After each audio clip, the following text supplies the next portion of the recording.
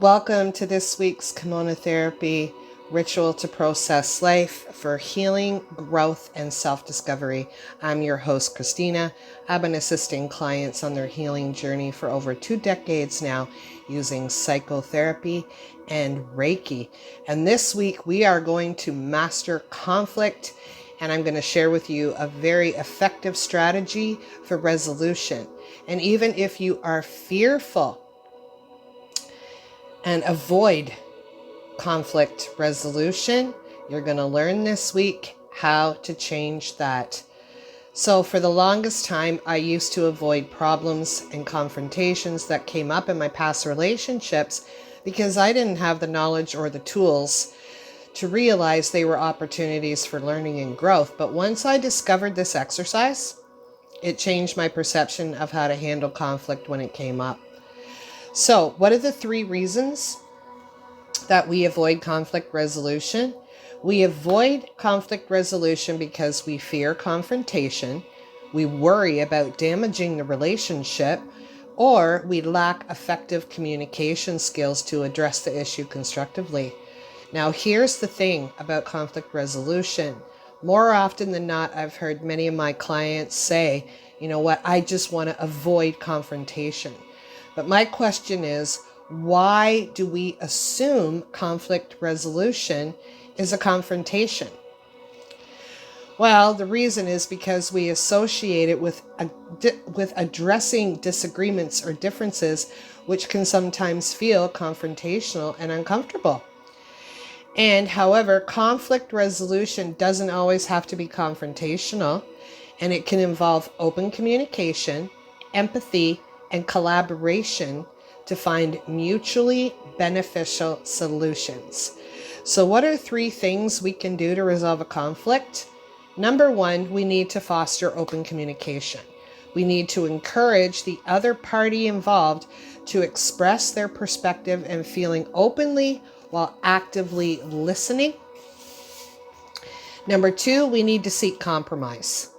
It's not just about us, it's about a mutually beneficial agreement between the 2. And the third is we need to use empathy and understanding.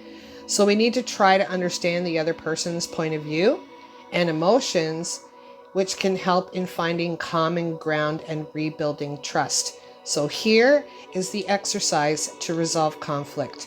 You're going to want to go grab a pen and paper and you're going to want to write this down. So this one effective exercise to resolve conflict is called the I message technique. And this involves expressing our feelings and concerns using a specific format. So you want to formulate what you want to say before you go into wanting to resolve this conflict with this particular person. So here's what you're going to write. Number 1, I feel blank. So let's say I feel hurt when blank. You want to fill in the specific behavior or the action. So I feel hurt when you yell at me because my mother used to yell at me when I was a child and it reminds me of that, whatever conflict it is. So I feel blank, your emotion, when specific behavior or action blank, because the reason blank. And this helps you to express yourself assertively while taking responsibility for your own feelings and avoiding blame. Because the minute we start blaming is the minute it becomes confrontational.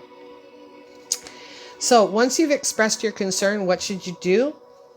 It's important for you to actively listen to the other person. Listen to their perspective without interrupting or judgment, which can be hard, but that's what you need to do.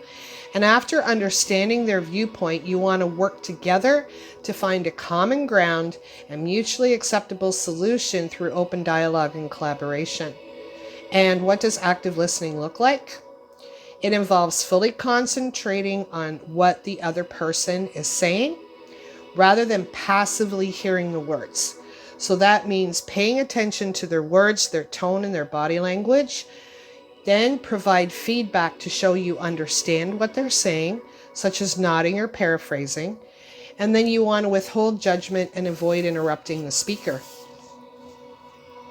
Ask clarifying questions so you fully comprehend what the other person is trying to say to you. And they'll either say, yep, you're understanding me, or nope, that's not what I said.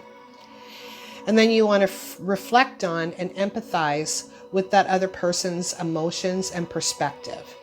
And then the final stage to conflict resolution is you want to reach a mutually acceptable agreement or a compromise that concerns and the interests of all parties involved get resolved. And this solution should ideally be agreed upon through, again, open communication, active listening, and a willingness to collaborate towards a resolution.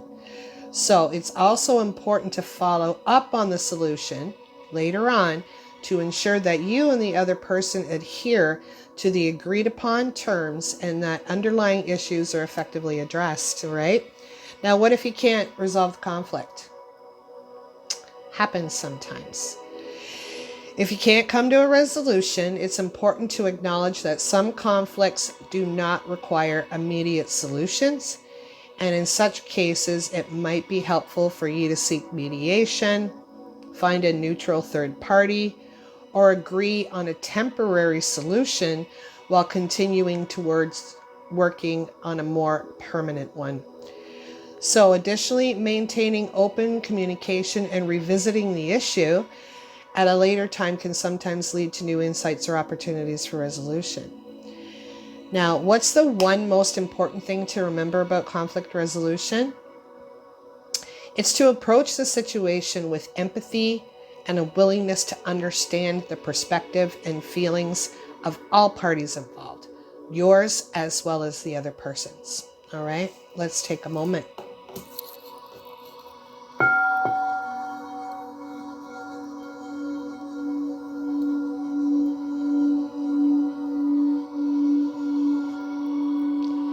Let me know in the comments below if you found this information valuable. Your feedback is really important to me. Thank you so much for taking the time out of your busy schedule to watch this week's message, and I truly hope it helps with conflict resolution.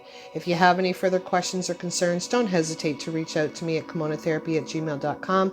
Otherwise, I'll see you next week with another Kimono Therapy Ritual to Process Life for healing, growth, and self-discovery. Take care. Much love.